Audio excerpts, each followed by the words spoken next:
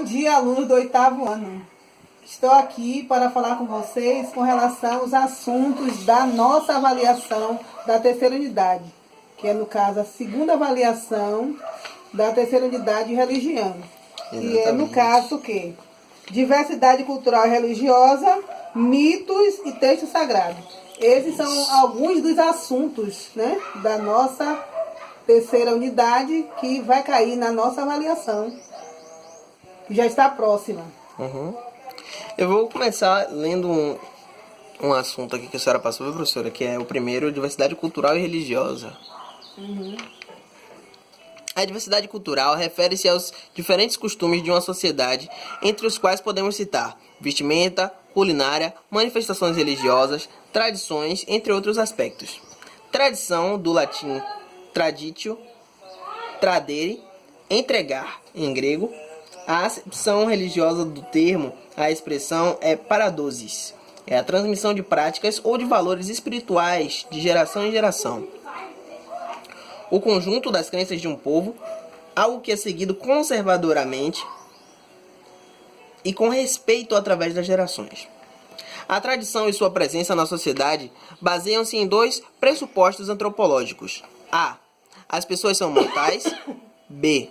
A necessidade de haver um nexo de conhecimento entre as gerações.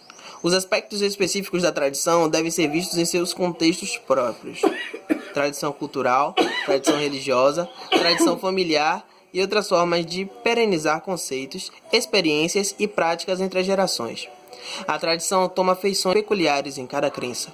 Pode-se destacar a presença da tradição nos grandes grupos religiosos, religiões indígenas, candomblecismo, umbandismo, espiritismo, judaísmo, cristianismo, islamismo, hinduísmo, budismo, confucionismo, taoísmo, zoroastrismo e shintoísmo. Observe aí que nós temos o quê? Uma tradição muito grande, né? O Brasil é um país de diversa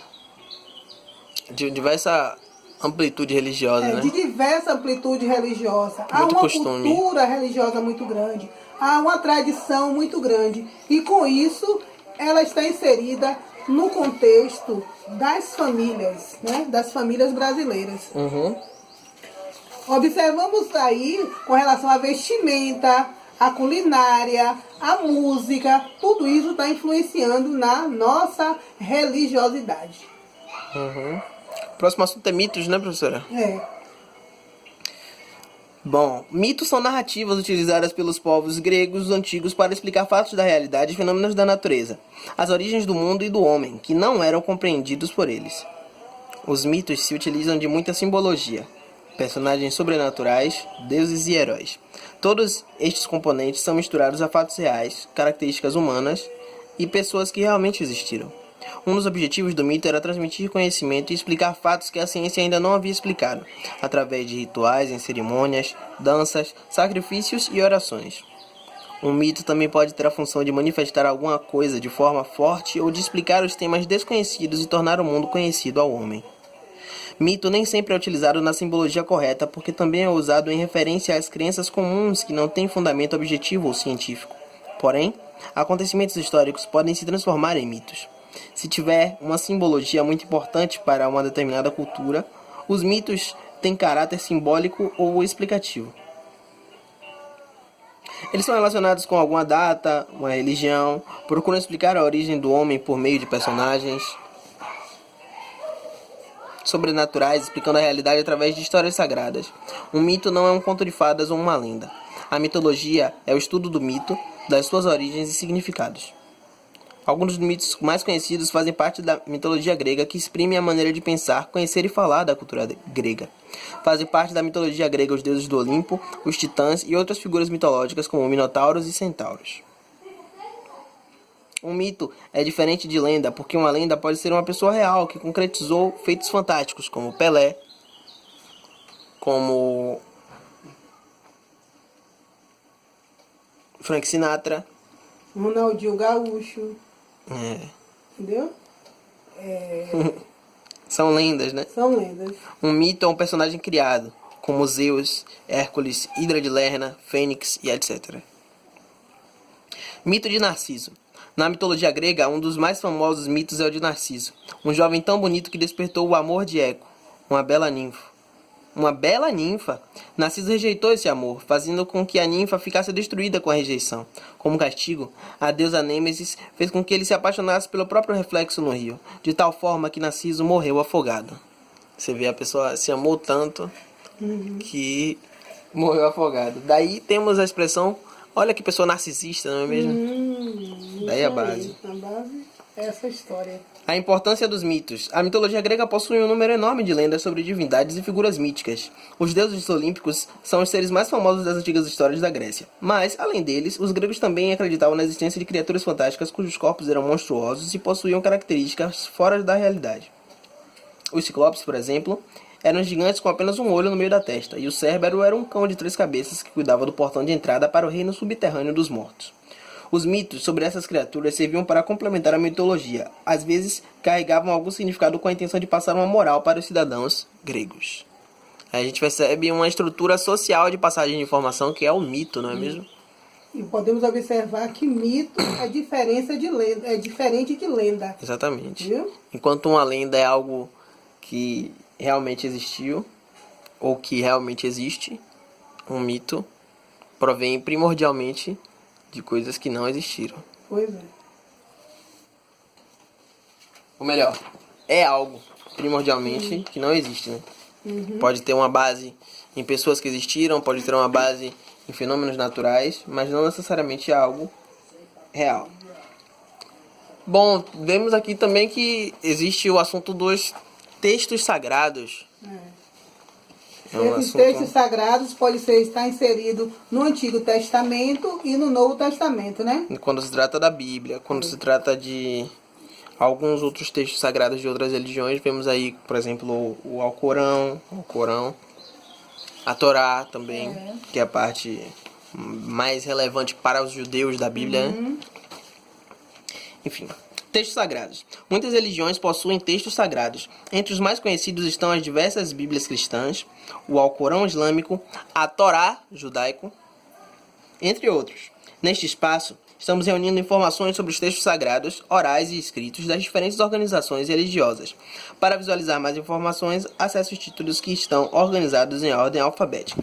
Isso daqui já é da parte do assunto, né? No caso, temos aqui o Alcorão ou Corão.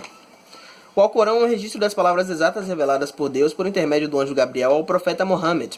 Foi memorizado por ele e então ditado aos seus companheiros e registrado pelos seus escribas, que o conferiram durante sua vida. Nenhuma palavra de suas 114 suratas foi mudada ao longo dos séculos. A gente percebe aí a diferença que a Bíblia já foi muito mudada, né? Muitas palavras foram mudadas, tem muitas versões diferentes. E a Bíblia é um livro mais lido do mundo. Ela já foi traduzida em mais de 1.500 idiomas. Nossa, 1.500 idiomas, meu Deus do céu. Então é um dos livros mais lidos do mundo, é a Bíblia. Então é lá que está inserido vários textos sagrados.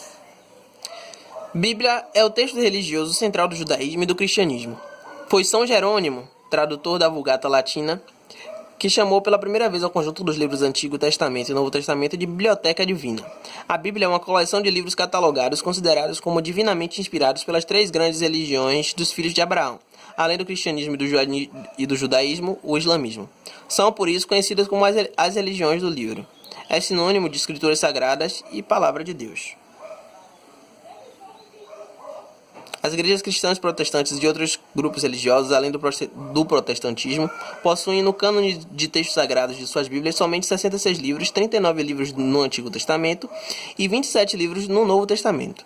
A Igreja Católica inclui 7 livros e 2 textos adicionais ao Antigo Testamento como parte de seu cânone bíblico. São eles Tobias, Judite, Sabedoria, Eclesiástico ou Siracides, Baruque, Macabeus 1 e Macabeus 2, e alguns trechos nos livros de Esther e de Daniel. Esses textos são chamados deuterocanônicos, ou do segundo cânon, pela Igreja Católica. As igrejas cristãs ortodoxas e as outras igrejas orientais incluem, além de todos esses já citados, outros 2 livros de Esdras e 2 de Macabeus, a oração de Manassés e alguns capítulos adicionais ao final do livro dos Salmos. Nas Bíblias das igrejas de tradição e extração cultural grega, cóptica, eslava e bizantina.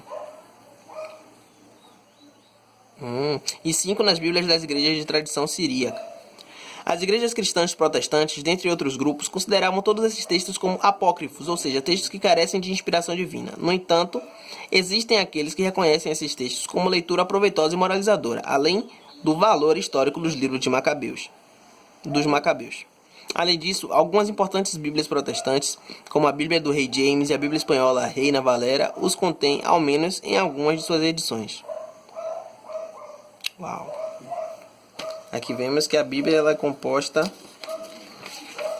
de vários ensinamentos E aí, poderosíssimos.